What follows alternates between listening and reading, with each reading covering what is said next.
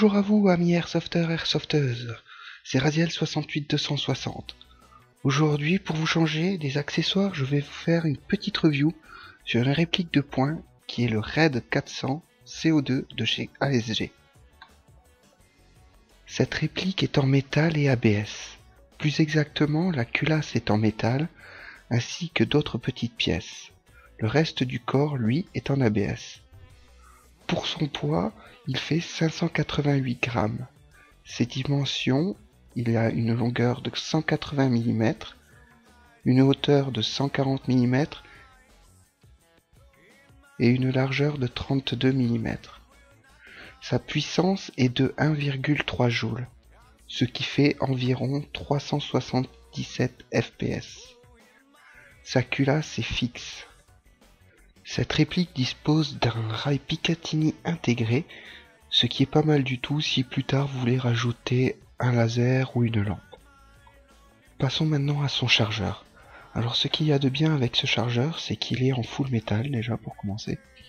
Ensuite, vous pouvez tirer en arrière le petit ressort et il se bloque.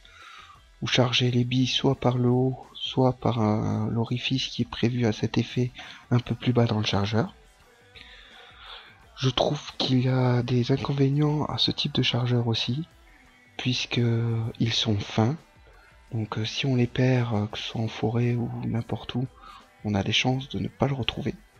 Comparé à un chargeur dit standard, où on met la sparklette dans le chargeur, ou alors qu'on charge de gaz, c'est vrai qu'ils sont beaucoup plus gros et on a plus de chances de le retrouver si on le perd.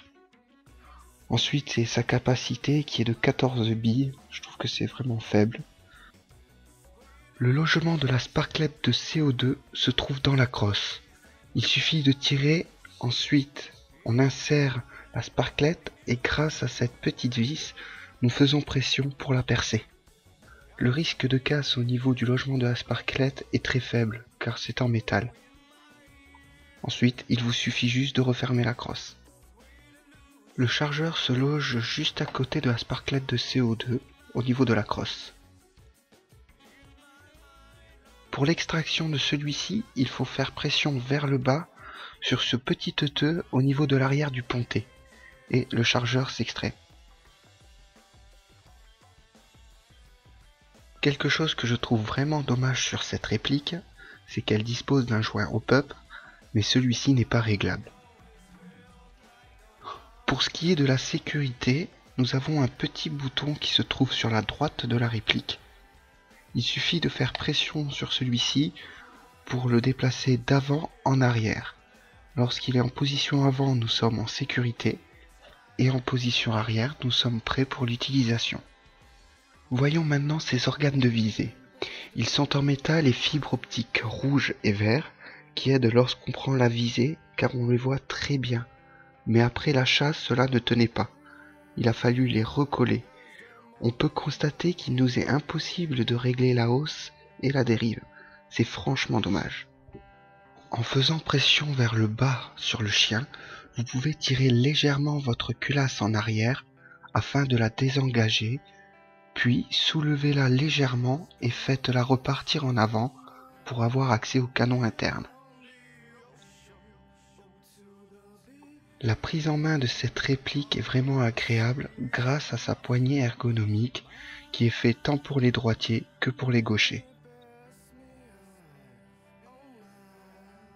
Mon avis personnel sur cette réplique, c'est que pour 60 €, on sait qu'on n'aura pas le dernier PA de chez Marui. Pour moi, ça reste une réplique qu'un débutant peut utiliser et même devrait utiliser le temps de voir si l'airsoft lui convient. Je vous dis bye bye, on se retrouve dans la prochaine vidéo. N'oubliez pas le petit pouce vert. Vous pouvez toujours me contacter en message privé sur ma page Facebook qui est dans le descriptif, en laissant un com. N'hésitez pas. À bientôt.